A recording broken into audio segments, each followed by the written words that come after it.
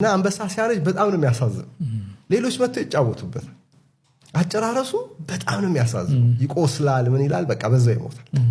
እና ከግዛቱም ተባሮ ሁሉ ታይዋል፣ ያባሩታል። በፐርፎርማንስ ፒካቸው ላይ ያሉት አንበሶች ያባሩታል። ግዛቱን ሲለቅ ቤተሰቡንም ጥሎ ነው የሚሄደው። በቃ ለቤተሰቡ መከላከል አይችልም።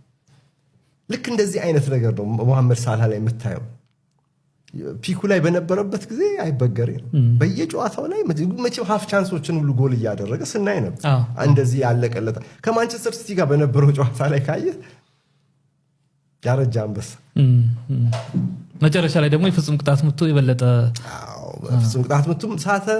ኦኬ ፍጹም ቅጣት ምት ፒክ ላይ መሆን ትስታለህ እኮ ግን በዚህ በፔናልቲ ቦክሱ በስተቀኝ በኩል በተጋጣሚ ማለት ነው ሞሳላ በግራግሩ ወደ ጎል አጠማዞ ሊመታ በሚችልበት ቦታ ላይ እድል አግኝቶ ሲስታተው ብዙ ጊዜ በፊት በሲቲ ጨዋታ ላይ ግን እንደ አንድ አቨሬጅ ተጫዋች ነው።